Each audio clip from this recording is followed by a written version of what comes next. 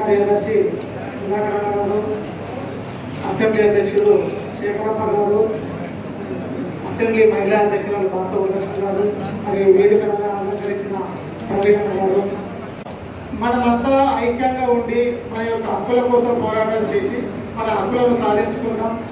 ఈరోజు ఆ హక్కులను సాధించుకునేదానికి ఒక రథం ఉంది. ఆ రథానికి సారథి లేడు. ఆ సారథి మన సీనన్న గారి రూపంలో వచ్చింది. కాబట్టి ఆ సారథిని అదేవిధంగా స్టేజ్ మీద ఉన్నటువంటి మన జిల్లా ప్రధాన కార్యదర్శి సుధాకర్ అన్న గారికి, అదేవిధంగా నియోజకవర్గం బీసీల నియోజకవర్గం అధ్యక్షులు మన శేఖరప్ప గారికి, అదేవిధంగా మన మహిళా బీసీల అధ్యక్షురాలు వరలక్ష్మక్క గారికి, ఆమె మహిళలను పోస్టులు ఇచ్చి మంచి మంచి అధ్యక్షులను చేసి ఆమె సత్తతోటి ఆమె స్థాయికి తీసుకురావడానికి ఆమె ఎంతో కృషి చేసింది. ముఖ్యంగా వరలక్ష్మక్క గారికి, అదేవిధంగా 5 నెలల నుంచి మన మండల మహిళా అధ్యక్షులను బీసీల ఎంతో కష్టపడి చౌదరగూడెంలో ఫస్ట్ చౌదరగూడెం మండలం మొత్తం కంప్లీట్ చేసింది జయమ్మ. ఆమె తీసుకున్నప్పుడు సంధి జల్దీ కమిటీ లేచి నేను ఉద్యమాన్ని ఉధృతం చేయాలని ఆమె కష్టపడ్డది. ఫస్ట్ ప్రైజ్ ఆమెకి. సెకండ్ ఫరక్నార్ మండల్ మన జల్జా మేడం గారికి ఆమె ఇంకో 2-3 రోజులు ఉన్నాయి. ఆమె కష్టపడుతున్నది. ఆమె కష్టపడింది ఓడగొట్టింది ఇంకో 2-3 రోజులు ఉన్నాయి. ఇంకోటి మన నా పదవి ఇప్పుడు ఏమవుతుంది, నేను అందరి మనసులు తెలుసుకున్న తర్వాత బీసీ అంటే ఏందో నేను తెలుసుకున్న తర్వాత నేను అధ్యక్షుని పదవి తీసుకుంటా అని గుర్తించి, అంత తొందరగా గుర్తించి ఆయన అధ్యక్ష పదవికి ఈరోజు తీసుకోవాలని సిద్ధపడ్డ శ్రీను గారికి, అదేవిధంగా మన నియోజకవర్గం కార్యదర్శి చంద్రశేఖర్ అన్న గారికి, ఫరక్నార్ మండల అధ్యక్షులు మేఘనం వెంకటేష్ అన్న గారికి, వాళ్ళు ఎంబడి కోఆపరేషన్ చేస్తున్నారు కానీ ఒక కమిటీకి చేయడం మండలంలో.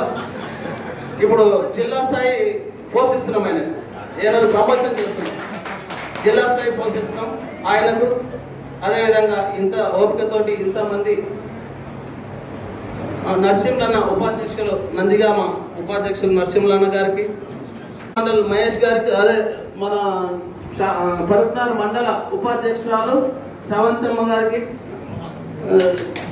గిరిజ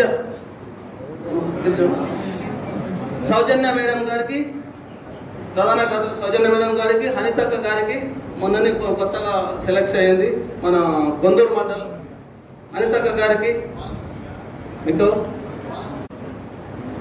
మన ఆల్గడ్డ ప్రవీణ్ అన్న గారికి, ఇంకా అందరికి పేరు పేరు నమస్కారాలు తెలుపుకుంటూ, మనం ఈ బీసీసేన ఎందుకు పెట్టినామంటే 45 సంవత్సరాల నుంచి ఆర్ కృష్ణ అలుపెరుగని పోరాటం బీసీల కోసం పోరాటం చేసి స్థానిక సంస్థలలో రిజర్వేషన్ల నుంచి పోరాటం చేసి ఎన్టీఆర్ మీద అప్పుడు యుద్ధం చేసి పోరాటం చేసి స్థానిక సంస్థల్లో 42% రిజర్వేషన్ తీసుకొచ్చిన మొదటి వ్యక్తి ఆర్ కృష్ణ.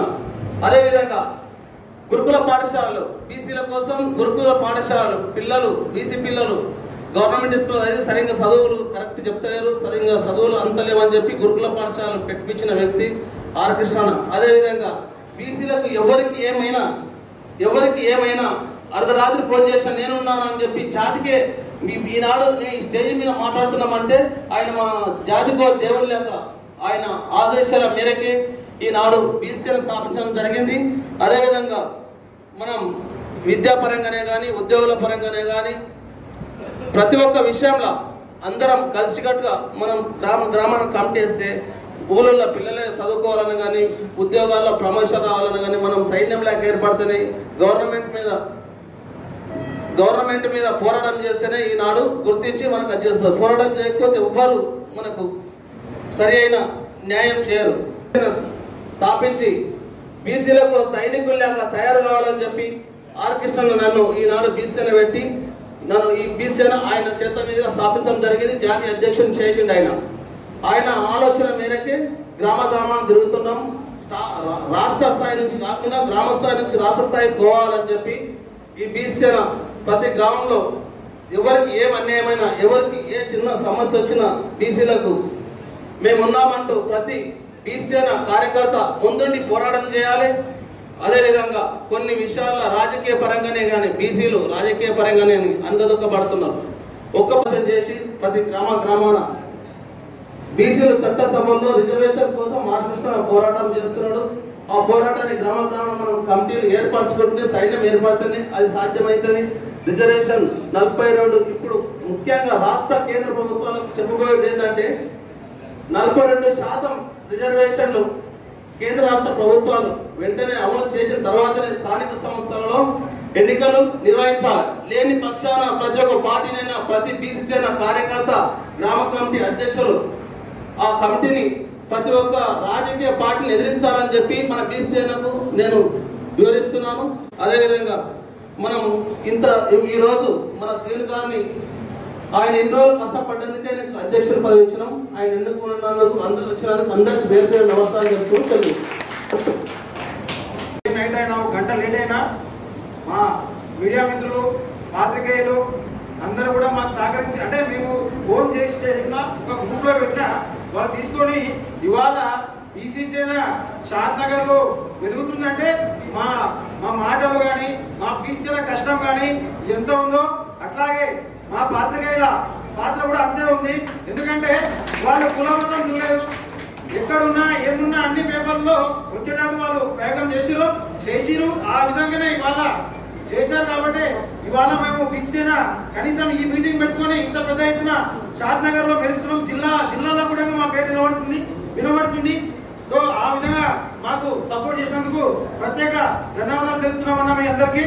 అట్లాగే మా బీసీసేన మాకు తోడుగా మా అన్నదమ్ములాగా మా అక్కజనంలాగా అట్లాగే మా సుధాకర్ అన్న గారు, అతిశేఖరమ్మ గారు, బాస వరలక్ష్మక్క గారు, అట్లాగే మా మహిళా అక్కలు మా అమ్మ జయక్క కూడా. ఎందుకంటే మిగతా వాళ్ళు మా జయక్క, భాగ్యక్క, సౌజన్యక్క, తర్వాత అనితక్క, శవంతి, తర్వాత ఇంకా పేరు అక్క కుదరలేదు బాలమన్నక్క అందరూ కూడా. అట్లాగే మా శ్రీకాంత్ అన్న గారు, తర్వాత చంద్రశేఖర్ అన్న గారు, బాలరాజన్న గారు, వీళ్ళంతా కూడా అంటే మేము డైలీ కలవకుండా ఖచ్చితంగా ప్రోగ్రామ్కి వచ్చి ప్రతి ప్రోగ్రామ్ ఎట్లా మూవ్ చేయాలి, ఎట్లా మాట్లాడాలి. ఏ నైట్ 10 గంటలకు ఆఖరికి ఒక రోజు మాకు చౌదరగూడ మండలంలో 10 గంటలకు కూడా మీటింగ్ పెట్టిన రోజులు ఉన్నాయి. సో అట్లా మీటింగ్ పెడుతూ కష్టపడుతూ వాళ్ళ ఇల్లు వదిలేసి, వాళ్ళ ఉద్యోగాలు వదిలేసి, వాళ్ళ జాబ్ వదిలేసి ఇవాళ బీసీసీల కోసం అంటే బీసీసీల సమాజం కోసం, బీసీల సమాజం కోసం వీళ్ళు ఇంత కష్టపడుతుంటే మాకు చాలా ఆశ్చర్యంగా ఉంది. సో దాన్ని మేము ఒకసారి గమనించినాము. సో బీసీలకు అందరికీ కూడా మనం ఒక అవేర్నెస్ పరుస్తామని మేము మాకు ఈ అవకాశం ఇచ్చి జిల్లా పోషిస్తున్నందుకు మా కృష్ణ గారికి ఆ మాట నిలబెడుతున్నానని మరోసారి మాటిస్తున్నాను. మళ్ళీ ఒకసారి క్షమించండి, మీటింగ్ లేట్ అయింది, పాత్రికేయులు చాలాసేపు అయింది, మరి క్షమించాలని కోరుకుంటున్నాను. ఇంతతో